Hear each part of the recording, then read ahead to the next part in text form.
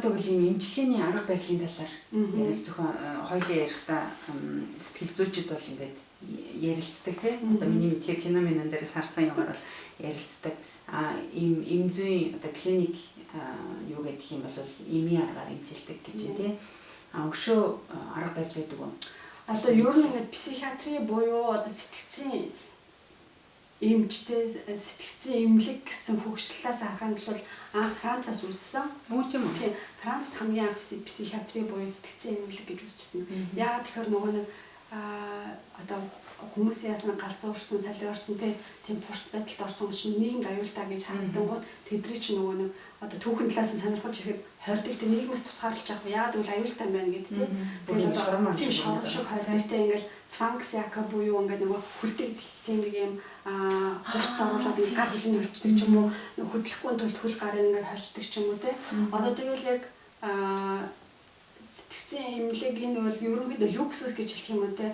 Тодорхой нөгөө хөгжсөн эдийн засгийн чадвар сайтай тэр тусмаа хүмүүнлэгтэй тал руугаа хөгжөөд урт нь нөгөө нэг одоо жишээл улс харьцуулах юм бол дайнд ажинтай улс юу психиатртэй мантай тий юу сэтгэл чиний сэтгэлийн эмчилгээтэй мантай өнөөдрийн хоол тий тэгэл дайнд ажин тэр чинь айн гарах нэг тий хамгийн чухал болчихж байгаа шүү дээ идэх хоолтойх тэнгуут ингээд хөгжингөө орнууд хараад ирэхэд чинь ингээд нөгөө тэр хүмүүсээ ойлгох гол тий эмчлэх гээл тий одоо ингээд эмчилгээний харгуудын түүхэн яриад гэх юм бол тэр урд нь амар нөгөө нэг харгас гэх юм уу тий хүмүүнлэг бус аргууд идэвсэн тий хордог хүлдэг тий ингээд хүчээр ингээд байрж тогтоодог тий тогон зохиолдог тийм байдаг гэсэн тогон зохиолж одоо эсвэл тэр цванкс яка гэл тий эсвэл им уулгаад ингээд одоо жишээлбэл шизофрени ч гэсэн ерөнхийдөө тий хөөрлийн байдалд орсон тул тэр чинь нөгөө эмийн аргаар жоохон сааруулж гэх юм уу тий саатуулж антидепрессив ч гэсэн ерөөсөө нэг хүчээр эмийн аргаад тэр чинь янз янзын юмнууд чинь одоо хим талаас бол янз янзын химээр уурлал бол тэр нөгөө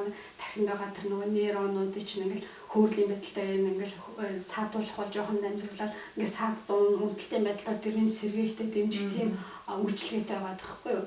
Тэгээд түүхэн талаас харахад жишээл дээр үед ч гэсэн нөгөө одоо хистери гэдэг байхгүй эмэгтэй хүмүүст хөвчлээ гардаг ингээд ойр чаглал нөгөө галзуурсан жүмэлжмэлээд ингээд тийм хистери шинтер гэдэг тийм тэр чинь ингээд нөгөө тийм тэр чинь өвчин бол эсвэл ингээд нөгөө одоо тэр чинь яг ярих юм бол нөгөө нэг зан төлөвний эмгэг дотор ордог байхгүй юу нацист буюу нэг эрэгтэй хүмүүст хөвчлээ гардаг ч ингээд дарангуйлдаг те зандардаг ингээд өөрийгөө хэд бүр үнэлцэндээ бусад хүмүүсийг юу ч те тэр чинь бас л нэг юм бол явж байхгүй. Тэгээд тэрнийг харахад миний бодлоо одоо жишээл улс орнд нөгөө хүлээж авах юм өөртөө тэр нөгөө дарг хүн ингээл аагаар мундаг өөрийгөө нөгөө сайн худалдаж чаддаг хүн гэж гэдэг чтэй өөрийгөө ингээл би мундаг өө энэ аагаар мундаг гэдэг чтэй нөгөө нөөрэ бүр ингээл би аагаар мундаг гэж болцсон.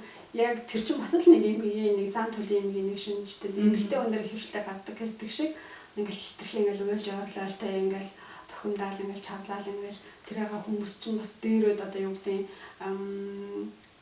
тийм хүмүүс чинь нөгөө юу гэдэг л шулам хексэмиксээ гэдэг амьдаран шатааж матаад чинь тийм амар гэдэг гэсэн. Тэгэхээр шинжлэх ухаан хөгжөөд нөгөө хүмүүнлэг юу хөгжих тусмаа одоо тэдний чи ойлгохгүй юмжтэй л те яриулаад нь шүү дээ тий хүчээр ингээд яриад хүчээр биш те тэр хүнийг ойлгохгүй үзээд нь шүү дээ тэр тэгээд ханхаад ерөөсөө цаана бас л улс орны хөгжил эдийн засгийн хөгжил шинжлэх ухааны хөгжил те хүмүүнлэг тэр тал руугаа явах тусмаа л тэр хүмүүсийг бид ойлгох хэрэгтэй байгаа.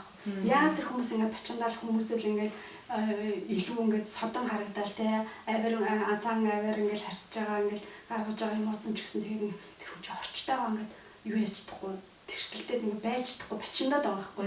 Зарим тэгэл буцаал ингээд нуугтайгаал өөрийгөө ингээд ертөнцөөс нийгмээс тасраал ингээд нуугтаал өрөөндөөс зарим нь ингээд юу гэдэг те гадагшаага бүх юм аргаад бусад хүмүүсөө агрессив буюу те тэгэж хандан тэгэл тэр хүн чинь л ерөөсөө нийгэмтэйгээ өөрийнх нь бодож байгаа сэтгэж байгаа тэр тархин болж байгаа үйл явдал нөгөө орчноо өгч байгаа хавь үйлдэл нь ямар нэгэн бусад хүмүүс нөгөө эмгэг харагдаж байгаа байхгүй. Тэгэхээр тэр чинь бас л нэг асуудал тийм нэг нормал хүүгөө хөвчтэй хүүгөө хөө.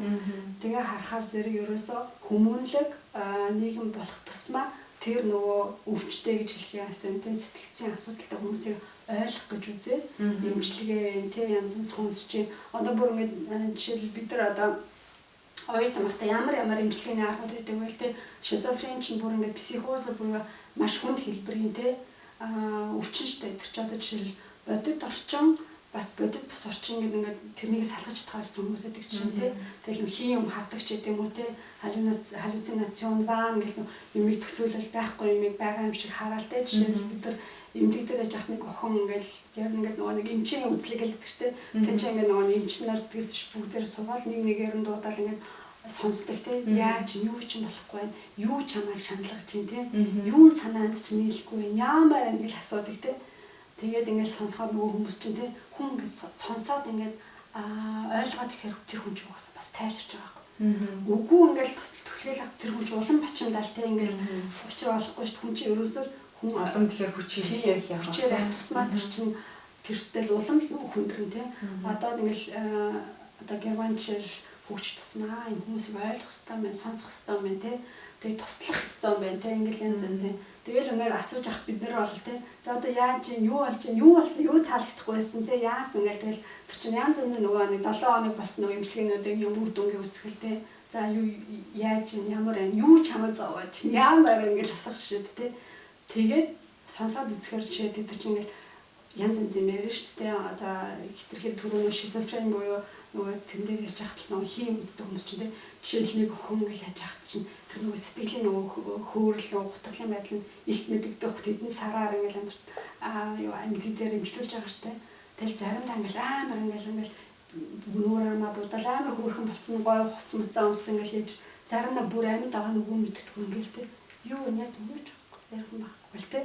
Тэгэл нэг ярихаар нөгөө хийм хардаг хүн жишээл ингээл дандаа өөртөө нэг туулаа байдаг гэл тий. Надад анх сонсож байхад саний ингээл тэ өөртөө нэг хань хайцсан л байгаа байхгүй. Өөртөө нэг юу гэдэг нь хийсвэрээр нэг тийм өөрийг ойлгох ч юм уу тэ өөртөө яадаг нэг юм үсгсэн тэр нэг туулаа болцсон тэ тэр охин тэр туулаа ингээл хажууд нь ингээл өөрөд нь хараал юм байгаа юм шиг байдаг. Бид нар зүгээр юм харахгүй шүү. Тэгэхээр бүр тэгэж гимтгэлээ одоо байхгүй юмыг байгаа юм шиг болгож хүртэл харах тийм одоо бидний тахир чинь тийм их хүчтэй тийм юу потенциал байна гэсэн байхгүй байхгүй шизофрен нөгөө генетикийн өвчин юм уу эсвэл нөгөө нэг бас гэмтлийн дээрээс үүсдэг үү? Тийм ерөөсөө л гол шинж нь бол хэвчлэлтэй тийм ер нь удамшлын шинжтэй тэгээд хурц хэлбэртэй болохоор нөгөө нэг тэр чинь ван форштайн буюу байхгүй байгаа юм шиг төсөөлнө гэж хэвчтэй ер нь бас нөгөө удамшлын шинжтэй байх магадлал ихтэй. Тэгээд заавал ч тэр гарч ирэх ёсгүй. Хэрвээ тэр хүүхэд ингээд нийгмийн орчин гэр орон тийм ингээд айгу тогтвортой тийм тайван байдал төсөөд ингэсэн бол заавал тэр гарч ирэх албагүй тийм. Тэгэл нөгөө амьдрал нь ингээд янз янзын тохиолдол учраа болохоор тэр юу нэг өдөгдөөл нөгөө нэг юу гарч ирэл хурцсан илэрнэ гэсэн үг байхгүй. Тэр нь эмийн эмчилгээнээс өөр бас хэцүү эмийн эмчилгээ хийх зайлшгүй шаардлагатай тийм. Тэгээд эмийн эмчилгээнээс гадна одоо ингээд германд үдж байгаа янз бүрийн туршлага ямар эмчилгээ бол илүү үр дүнтэй юм бэ? Тэсэн чинь тэр бүр нөгөө психоз гэдэг баг тэр бүр нөгөө сэтгцэн хүнд эмгэгүүд дээр одоо жинхэнэ бодит амьдралыг бодит бас хоёр гэдэг нөгөө хоёр юу ертөнц үүсгэсэн тий. Тэрэндээ ингээд уучруулахгүй одоо зарим юм хийм сонсдог юм хаадаг ч гэдэг юм тий. Ингээл нэг өмнөдөө бүр ингээд тэрэндээ бүр ингээд автцсан бодолтой тий. Тэгээд тэр хүмүүсийн ингээд им эмчилгээ ингээд өртөг өндөртэй бол өртөг багтай тий цаг хугацааны хувьд хэмнэлттэй юм юу ямар эмчилгээ юм юутай гэсэн тэр хүмүүс юусэл байгаагаар нь байлга тавтай тий. Тэгэл одоо жишээл нэг бүр ингээд хотоос гадны гоё жижиг эмчилгээ байгуулад тэгэл тэнд ингээд хорж марах юм байхгүй. Ийм бүхэн байхгүй. Тэгэл ингээд өөрсдийнхөө чөлөөтэй дуртай ингээд зоргоор нь байлахаар тэр хүмүүс чинь ингээд өөрөө яваандаа гэдэг нь байгаараа хүслээрээ байхаар чинь сэтгэл чинь тайвшраад хичнээн гимтсэн эмгэгтэй өвчлөлтсөн ч гэсэн хүний хүслээр нь байлгаад байх дуртай газар нь байлгаад тайван байлгахаар тэр нэг хурц илтрэх нөгөө нэг шинж тэмдэг намдаа төрж нөхөө. Яг тэрний нөгөө нэг бусад нийгэмд чинь тэр задлалтай учраас хичнээн тэр эмчилгээ үр дүнтэй ч гэсэн өртөг ихтэй учраас бас боломж нь баг тийм. Тэгээ хүүхдийн хүмүүжлийн тал дээр яг нөгөө ээж уснаас хойш ингээ харж байхад бид нэг өдөр тутмынхаа харьцаанд бид нар ч гэсэн өөрсдөө тийм орчинд тухайн үед өссөн. Тийм болохоор ингээ мэдгүйгээр хүүхдийнхаа нөгөө өөрийнх нь орчинд ингээ халдаад юм эсвэл нөгөө хувь хүнийх нь хувьд ингээд жоохон загнаад яагаад юм бэлээ гэж харсан байхгүй. Тэгтээ нөгөө ээж аваагаа буруутгах жаадаа биш тухайд нөгөө цаг үеийн л тийм байсан мэдээлэл энэ төр байхгүй тийм. Тэгэл одоо нөгөө Монгол үг гэдэг чинь хайрын дотор халуун гаднаач гэдэг юм тийм. Хайраа нэг илэрхийлж гаргадаггүй гэх мэдчихлээ. Тэрэн дээр одоо нөгөө хүүхдүүдэд тэр сэтгэлийн гэмтээхгүй тулд юунд анхаарч явах стол одоо сэтгэл зүйч юм. Тэрнээс зөвлөгөө хэрэгтэй болов уу тийм. Одоо жишээлчийг л харьцуулж үзэж би ээж аав тэгдэгсэн би одоо ээж болоод ирэнгуут гээл тий. Одоо тэнд чинь мэдээж хэрэг сургууль хүмүүжүүлэх арга гэж тий. Одоо ээж аавд бид нар загнадаг байсан гэдэг чинь тий. Одоо ингээл хүүхдэд загнах болохгүй л завдаг байсан тий. Тэр үед бодвол зүгэл байсан гэж бодож байгаа тий. Яг тэгэхээр ингээд одоо тэр хүүхдүүд чинь том болоод тэрнийг мэдхгүй явж байгаа шүү дээ. Яа тэгэхээр ерөөсөө л амтнч вэ тий. Ерөөсөө гаднаас нөлөөлж байгаа орчин маш чухал. Бид нар мэдгүй ч гэсэн ээж аавын хүмүүжил өссөн орчин бидэрт ингээл дотор ингээд сэтгэл дотор ингээл үлдсэн яваад байдаг бодож ил дахин хүртэл ингээд тий суудсан гэдэг юм програмчлагдсан гэсэн шиг тий. Ерөөсөө орж байгаа бүх мэдээлэл ингээл тэнд чинь ингээл хадгалагдсан л ээж байдаг тий. Жишээл одоо гэмтэл үүсэн ингээл тэгэхээр чинь бид нар ч нөгөө ээж аав нарын хүүхдээ тий бид нар юм тайлбарлаж өгөх болохгүй гэж энэ бойл тий. Тэрнийг инг гэж яадаг тушаал үг. Тэгээд бид нар ч ээж аав хэлж байгаа юм чинь тэгсэн бидний өсгөх хүмүүжүүлэх арга өөрчлөгдөд ирэнгүүт бид нар ээж аав тэгдэг гэсэн тэдний буруу биш ч гэсэн ер нь тэр буруу арга байсан байна гэдгийг одоо ер нь мэддэг болж байгаа шүү. Хүүхдийн ингээд одоо жишээл ягаад хүн худлаа ярьдаг болт юм. Анхнаас төрхөөс эхлэн хүн худлаа ярихгүй сурахгүй шүү дээ. Ингээд хараад хахад ягаад хүн худлаа ярьдаг гэхээр нөгөө өөрийгөө хамгаалах процесс байгаа байхгүй юу? Тэгэл ингээл үнэнгээ хэлчихээр нөө чи яагаад гэсэн ингээл загнаа штэ. Тэгмут хүүхч ингээд үнэнгээ хэлэхээр загнажтай юм гэж бодож. Тэгмут мангах шүү дээ. Бодлоо яриад эхэлж байгаа байхгүй тий. Гэх мэтчлэн. Тэгэхээр ерөөсөө хүүхдийг гэмтээхгүй тулд яг бид нар өөрийгөө бас нөгөө хүн гэсэн үгдгээс нь өөрийгөө тавьж үзэх хэрэгтэй тий. Одоо жишээл бид нар том болсон ч гэсэн бидэрт ингээд хүн тий хүрээ зодоо загнаад байл бид нар таатай санагдахгүй тий. Ямар ч сэтгэлд ямар ч улс орноос эсэм үндэстэн насны юунаас шалтгаалаад хүний сэтгэл гэдэг чинь байж л байдаг. Хүн загнуулаад зандруулаад тий тэгж байгаа хүний сэтгэл ингээд сайхан байх уу, тайван байх уу гэх тийм болохоор хүүхд шигсэн яг тийм тий. Би хүүхдээ ингээд загнаад хаад тэр чинь тайван бус айцтай байгаа шүү дээ. Тэгэхээр өөрийгөө хамгаалах процесс дараад үнэнгээ л хэр чинь ер нь буруу юм байна. Загинд юм байна. Өөртөө таав янгууд нөгөө тэрийг хамгаалаад ярьж эхлэх жишээтэй тий. Жишээл зод бас зодох тий би хүүхдэн чинь бүр хэцүү тий. Ерөөсөө ярилцах хэрэгтэй, асуух хэрэгтэй. Тэр бидний харах үнцгөөр хүүхдийн харах үнцгөөр тий. Юм эвдлээ хэдэлтэй одоо жишээл за бол хичээл дээр муу аваад ирлээч юм. Ямар нэгэн болохгүй юм нэгэрлээ. Яагаад тэгсэн бэ? Ямар учраас тэгсэн бэ гэж асуух хэрэгтэй. Одоо ч гэсэн бид нар ингээл сургууль дээр одоо бид нар ч гэсэн Монгол сургуульд төгссөн загнуулдаг гэсэн тэнийг мангараад дуудуулдаг байсан задуулдаг байсан тийм ингээд сурахтаа хүртэл тэр чинь нөгөө нэг автоматар цээжил сурдаг байсан тийм тэр чинь айсандаа ч юм уу тийм тэгээд суртахынсаж асуугаагүй чи яа юуг нь ойлгохгүй яа юун дээр нь юу нь болохгүй ингээд юунд асуужсэн багш нар ховор тийм ээж авч гисэн тийм за миний хүү яагаад юм болчих юу гэж бодож идэх ч юу тэгээд сонсож сураагүй бид нар тийм тэгэхээр хүүхдээ бас яг л ингээд өөрийнхөө төвшөнтэй энэ хүн юм чинь ямар нэгэн шалтгааны удмаас буруу юм хийсэн байгаа шүү дээ. Тэрийг асууж, сонсож, ойлгох хэрэгтэй байхгүй. Тэгний хувьд чинь ингээд яг ингээд хүүхд чинь хүртэл ингээд нөгөө нэг юу ээжтэй нөгөө аавтай итгэхтэй ээж л одоо юу гэдэм те үнний хэлэл намайг ойлгодог гэсэн тийм харьцааг үүсгэж чадахгүй учраас хүүхд чинь ингээд томрох тусам ээжээсээ холдоол те зайгаа бариалтай юмаа ярихгүй ингээд хаагдал те тэгэл нөгөө найз нөхдөд ярина өөрийн ойлгодог нэг өөртөө найдлахын асуудалтай хөхтөө энэ намайг ойлгож ингээд найзуулаад те буруу зам руу орох юм бол магадлал ихтэй те тэгэхээр хүний итгэлийг хүүхдийнхээ итгэлийг хамгийн гол нь авах нь хамгийн чухал тэхийн тулд сайн сонсож сурах хэрэгтэй өөрийгөө тэр хүний оронд тавьж одоо бидний мэргэжлийн онцлогч гэсэн те ерөөсөө л эмпати буюу хүнийг ойлгох тийм чадвар маш чухал гэдэг байна. Тэр хүний зовлон яасан юу гэдэг те ёо ийм юм зовлон гэдэг тахтай юу сүртэй тэгэж яах юм бол бид тэр хүнийг ойлгож чадахгүй тэр хүнийг эмчилж чадахгүй те тэглээгээд яг бүх зовлоныг ингээл өөрөө яасан юм шиг бас шаналаад байж болохгүй. Тэгэхээр ерөөсөө ингээд нэг юу гэдэг нь нойтхал буюу гуравдагч яагаад сэтгэл зүйчтэй очих хэрэгтэй гэхээр одоо жишээл гэр орны болсон асуудлыг те найз нөхдөйгээ тэр хүний нөгөө асуулт шийдэхгүй шүү дээ. Яагаад тэгэхээр гуравдагч хүн хөндлөнгийн хүн буюу тэгээ дээрээс нь мэрэгжлийн хүн сонсвол тэр асуудлыг чинь тий одоо шүүгчтэй адилхан тий асуудлыг чинь ингээд 3 дахь хөндлөнгийн нүдээр хараад тунгаахныг асуудлыг харах нэг өөр тий мэрэгжлийн хүн өөрөө дотор нь орсон явж иш би одоо ингээ юу гэдэг найс нөхдөд ярил ингээд сэтгэл амарчлаад асуудал чийдэрч мэггүй байхгүй тий тэгээ бусдаа график нь шүү дээ заавалчгүй мэрэгжлийн 3 дахьч нөгөө нэг гадны хүн хэрэгтэй мэрэгжлийн хүн тий төвийг сахиж зөвлөж чадах тий хоёлаа ингээд ийм зэг дээр ирсэн дээрээ ер нь мэрэгжлийн онцлог юунд байна тий мэдээж хэцүү гоё тал ч гэсэн байгаа тэгээ тэрнээс гадна нөгөө энийг сонирхож одоо сэтгэл зүйч болъё гэд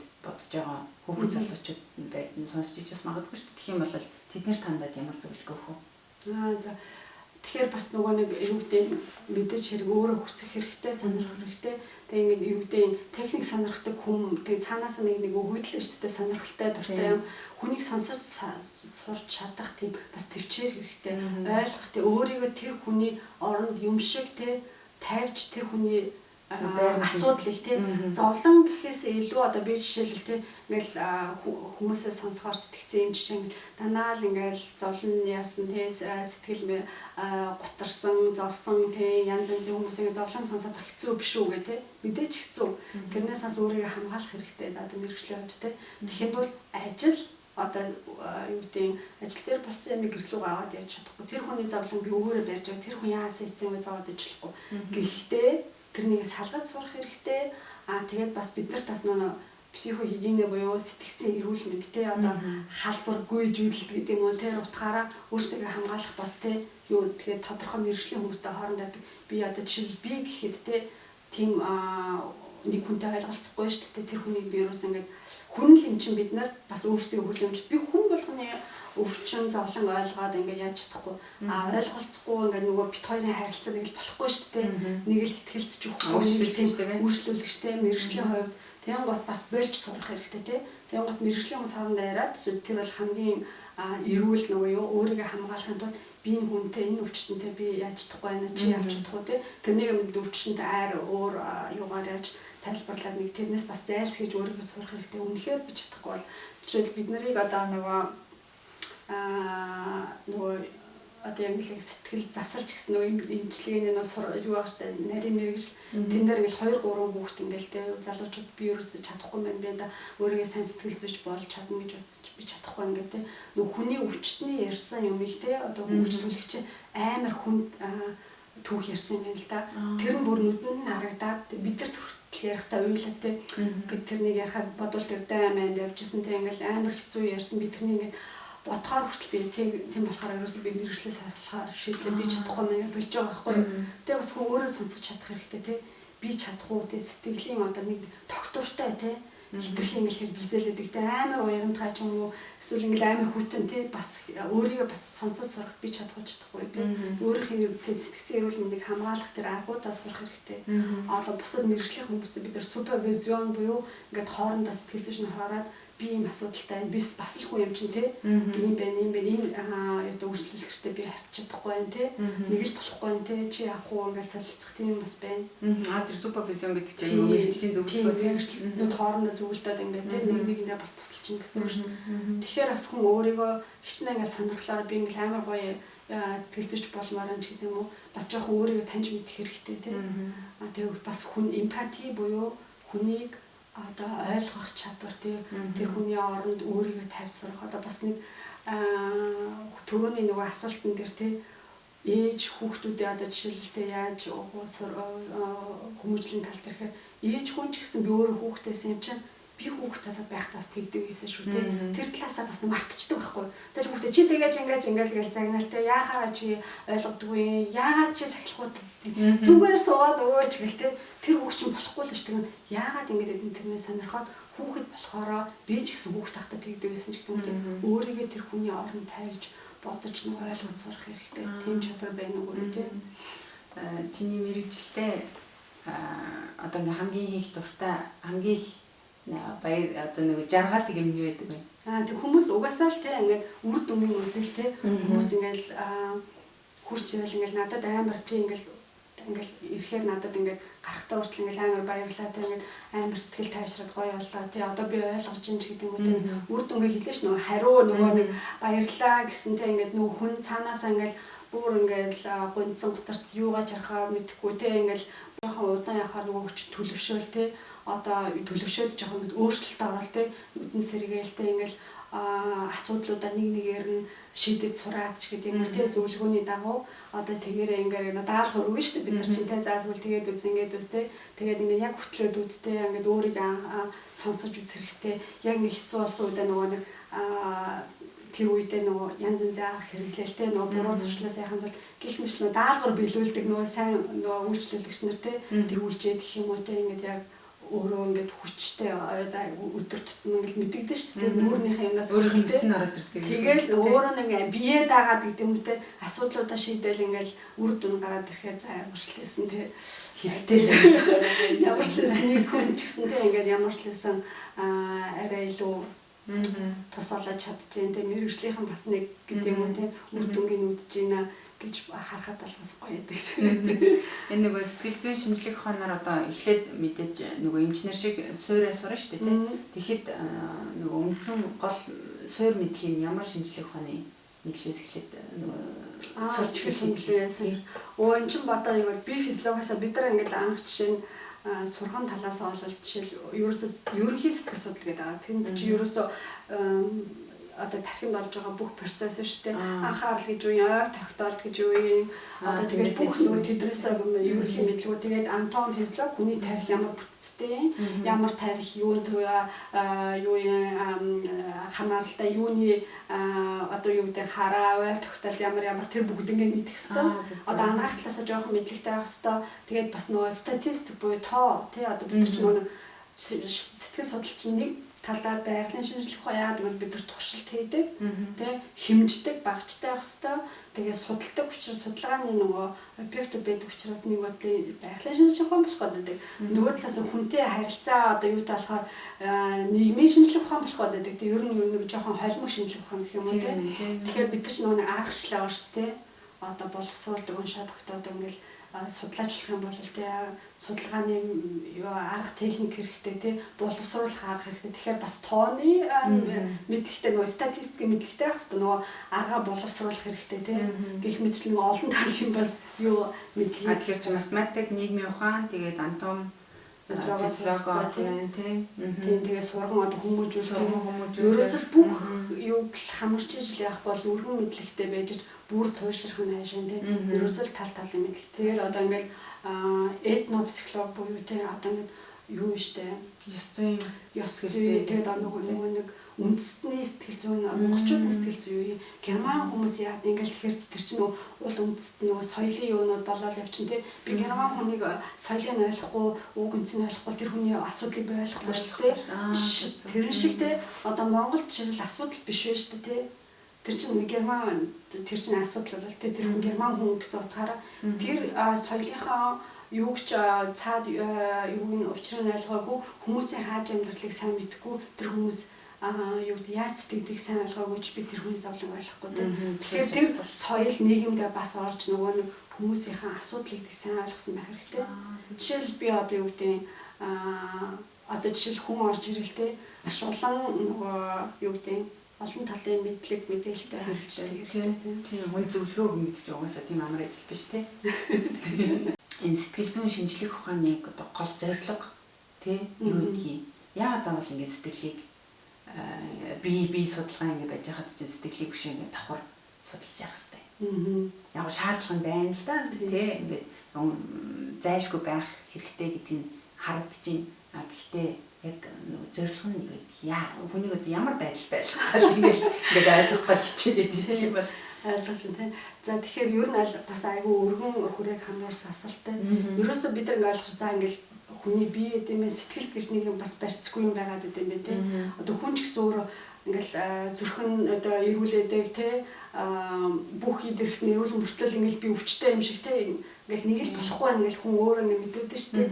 Тэгэл одоо эмч хайгаал одоо психосоматик гэдэг шүү дээ. Эмч хайгаал ингээл толгой өвдөд тэ одоо тэр чинь амар юу байхгүй жишээл нэг хүн амар байнга толгой өвдөд байнга нуруу нүвддэг те яг ингээл яах юм бол нуруу гимтэйг мөртлөө нуруу нүвдөд байдаг болсон ч гэдэг юм те одоо тэр чинь сэтгэл нь өвдсөн болоод нөгөө гаргаж нөгөө ямар нэг эд эрхнээр дамжуулахгүй болвол бас те барьцгүй учраас те тэгэн бодож нэг сэтгэл гэдэг юм чинь нөгөө барьцгүй ч гэсэн бас нэг эргэтэн гэж хэлэхэд тайсан нийгэм байгаад тэрний олд судлахгүй бол болохгүй юм байна те тэгэл ингээл яг үзэхээр ерөөсөө орчин бие хүн орчин хоёр одоо би хүн чинь одоо нийгмийн байгалийн юмд учраас гадаад орчиндаа нөгөө нэг ирж байгаа одоо инпут буюу бүх ингээд мэдээллүүдийг ингээд шүүж ингээд хэрэгтэй хэрэггүйгээр шүүж ингээд амьдралынхаа нод юу гэдэг нэг тийм нэг хэв маяг болох хэрэгтэй шүү дээ. Тэгэл ямар нэгэн асуудал гарлаа нөгөө нэг ингээд чигээр явж исэн чинь гів гинттэй одоо ажил хүч болт юм эсвэл ингээд ойртны хүнийг алддаг ч юм уу те тэр сэтгэл хямар нугасаа тэгээд тэрнийг угаасаа хэв голдролт нь оруулахын тулд те мэрэгжлийн хэрэгтэй болж байгаа байхгүй юу. Яг хоо цаг хугацааны хувьд бас зарим хүмүүстэй тэр чинь ингээл бас цаг хугацаа гэдэг чинь заримдаа бас өөрөө имжлэгдэг гэх юм уу те тийм байж болно. Хэд удаа жишээлбэл одоо юу гэдэг ойртны хүнийг алдсан хүн тэр чинь гойно готролд орно шүү дээ тэр чинь нормал. Тэгээд тэр нь хэд удаа те 2 сараас л 3 сар тэгээд нойргуудаа хоолгуудаа ингээл их юм бол ерөөсө тэр сэтгэл чинь нөгөө нэг буцаад жоохон ингээд нөгөө амьдралын янз янзын бэрхшээл зовлонгоос болоод нөгөө явж исэн чинь гадсангууд тэр нэгэ буцаад хиймд оруулахад хуцаа хэрэгтэй.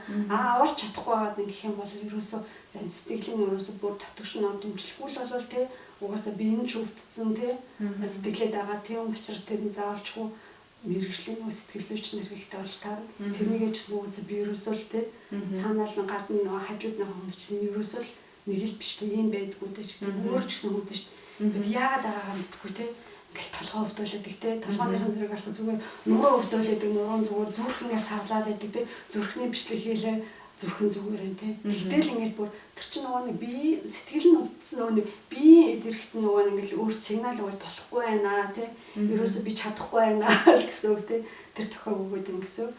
Тэгээ бас нэмж хэлэхэд нөгөө харьцуулж тэгэхэд яаж ерөөсөө сэтгэл системийн тал дээр би нэг юу хэлчих вэ? Одоо жишээл сэтгэл зүйч болох сэтгэл засалж эмч болохын тулд одоо жишээл Герман эмчнэр сэтгцэн эмч нөрөө психиатрууд дахиад 3-5 жил нэмэж тэр одоо сэтгэл засалж гэдэг мэрэгчлэр нарийн мэрэгжил эзэмшдэг заяа. Тэрэнд болохоор Монголд тэр байхгүй. Тэгээ яг сэтгэл засалж эмч гэсэн тийм нэг систем тийм байхгүй болохоор одоо Монголд миний санах юм бол мэдээд гадаад төгссөн хүмүүс бол би одоо жишээл ингээл сураалн хүмүүс чод яас их суулж дуусдгүй ингээл те. Тэгээ угаасаа эмчнэр ч гэсэн сураалын байнга нөгөө өвчний эмгэг явцсан авч ингээд байнга хурчээд учраас байнга л сургалтанд явна. Байнга л өөрийгөө сурч явах бол би ингээд эмч болцоо, сэтгэл зүйч болцоо. Тэгээд зохирчих арга байхгүй тийм.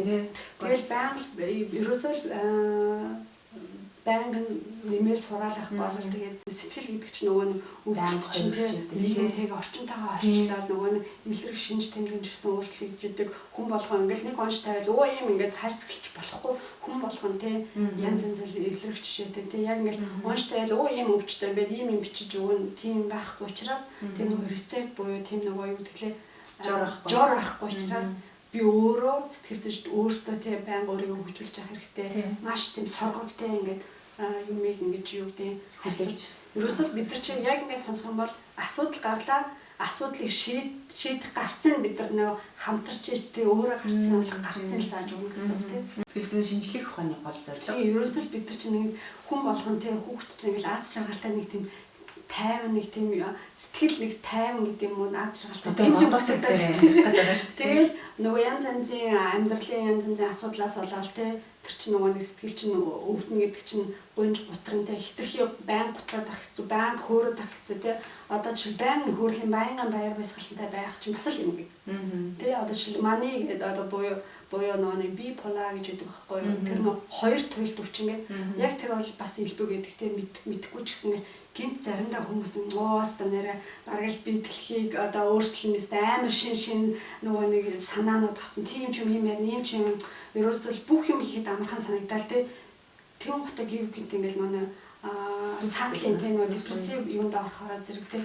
өөрөө хинч шүүж чадахгүй санагдал тийм ингээл тэр чинь сэтгэл чи бүрнгээл ингээл халбарлаад гин төсөлтөнд буурал тэр чинь бас нормал биш. Ерөөсөө тэр голдрал буюу ингээл байнга нэг тогтмол за хаяа ус болж хаяа нэг сэтгэлээр унаал тэгээ заяа баярлал тэр чинь бол нормал. Эсвэл ингээл байнга нэг юм нэг төвшин байгаа тахаар тэр чинь бас л сэтгэлийн хөдөлгөөн бол тэр чинь бас л сэтгэл тийм өөрчлөлтөнд орсон байна гэсэн үг шүү дээ.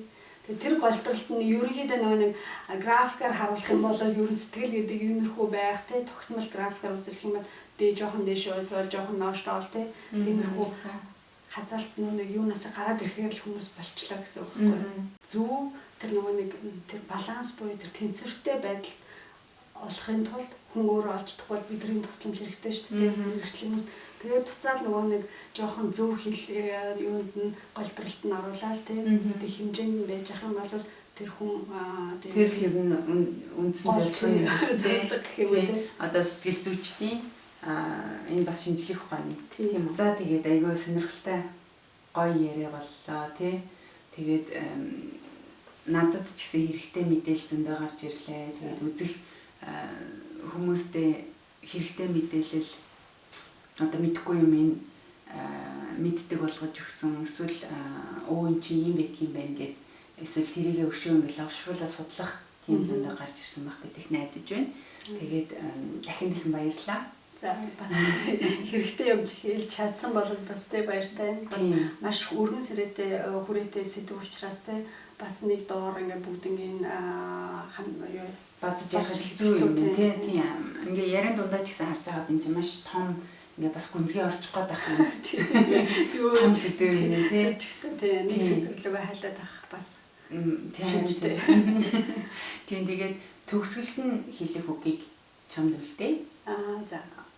За юуны төрөнтэй боломж олгосноос баярлалаа. Нэгдүгээр бас хүмүүст хэрэгтэй те мэдээлэл өгөхийг бас айл болох те богинохон хугацаанд тодорхой мэдээлэл өгөхийг орлоо. Тэгтээ чадсан үзэгчтэй өөрөө те сонсож байгаа хүмүүс. Сүүлд гэж хэлэхэд ер нь бол те одоо сэтгэл судлалын шинжлэх ухаан хөгжөөд Монголд удаагүй байгаа ч гэсэн ерөөс нийгэмд тэр хэрэгцээ бол маш их байгаа. Хүүхэд ч юм уу хүмүүжлийн асуудал төр ч юм уу те хувь хүн ч юм уу ерөөсөө хэрэгцээ бол маш чухал байгаа. Гол нь яг өөртөө яхад ерөөсөө юу гэдэг сэтгцийн өвчтэй гэл те амар хүнд сэдв том болгоцсон тэр чинь ерөөсөө хүний амьдралд гардаг асуудал гэж ойлгоод те надад би өөрөө шийдвэрээ гаргаж чадахгүй бол надад мэргэжлийн хүмүүний тусламж хэрэгтэй байна гэдгийг хүлээн зөвшөөрөх бас аюул том алхам те. Ерөөсөө сэтгцийн өвчтэй болчихно гэж айгаалтай тийм айж том тэгж ичиж нуух юм байхгүй ерөөсөө би энэ өвцөн хүн яадаг эмчтэр очдог шиг яг л надад одоо яг л тийм өөр гарах харцаа болохгүй байна. Тэгээд мэргэжлийн хүн хэрэгтэй ингэж тэрнийгээ бас маш энгийн тийм хүн дээр хүлээж авахгүйгээр ойлгоод бас тодорхой юу гэдэг хугацаа алдахгүйгээр тийм мэргэжлийн хүмүүст хандах бол бас аюул чухал тийм хүндрэхээс хугацаа олно гэдэг чинь тэгээд цаашаа хүндрэхээр буцаад идэхийн нутнаа гэсэн үг тийм ерөөсөө л бусад адилхан өвчнөд л адилхан эрт арга хэмжээ аваад урьдчилан сэргийлэх тийм хэмжээ авах тусмаа өвчлөх магадлал нь багтай адилхан сэтгцийн эрүүл мэндийн асуудал төр ч гэсэн илүү их мэдээлэлтэй байгаад хурдан арга хэмжээ авах тусмаа тийм хүндрэхгүй тийм учраас мэргэжлийн хүмүүсээс шаардлагатай үедээ тусламж сурах хэрэгтэй. Тэрнээс бол айж хичээл санаа зовох юм багхгүй тийм. Эцэст тэр хүн өөрийнхөө амьдралын төлөө өөртөөхөө тийм тайван байдлын төлөө юм хийгээсэж хүмүүстэй юу гэдэг чамд эмч хэрэгтэй гэхгүй шүү дээ. Чи болцсон уу? Тэр өөрөө сонсоолах тийм. Өөрөө сонсож сурах тийм ер нь яаж тийм нэг л би өөрөө докторгүй байна, унтчихдаггүй байна, хоолндургүй байна гэдэг юм уу наацхийн тий толгооноор өвдөд энэ ч гэсэн ер нь л тэгэл нэг шинж тэмдэг илрээл нөгөө нэг химийн байдалтай босвол тий ер нь төөрөгдлөөс маш их штэ тий буруу онцлогоо хүмүүс толгоо өвдөд зүрхтэй нуруу өвдөд ингээл яваалаад их тий тэр ингээл имлэг талаас зураг мураг аваад зүгээр идэг тий мутал за ер нь л тий миний сэтгэл ер нь өвдсөн юм шүү тий сэтгэл зүйчдэр очио гэдэг нэг тохоо гэсэн үг шүү тий тийм болохоор хурдан бас өөрийгөө сонсож арга хэмжээ авч мэргэжлийн хүмүүст тэтгэлэг хэрэгтэй. За баярлалаа. Тэгээ би одоо нэг хувийнхаа зүгээс хэлэхэд сэтгэлэн амнаж яваарай. Тэгээд тэр том сэдвээр ирж их юм сурч авлаа. Тэгээд цаашдынх нь ажилд дахиад өндөр амжилт хүсье. Баярлалаа. Тийм хэлж ярих дутуу юмнууд бол зөндөө байгаа. Гэхдээ ингээд яриад эвэлсэдэг дуусахгүй. Тийм магадгүй дараагийн шаг гарахаар тийм үргэлжлүүлээ. За урьд бас тий сонирхол сонссонд бас баярлалаа тий. Ямар ч талаас богино ч гэсэн багч гэсэн хэрэгтэй мэдээлэл өгсөн байх гэж бас найдаж байна. Тэгэхээр дуулцах гэж хүрээгаа. За. Тэгээд сайн сайхан нэгсээ баяртай. Баяртай.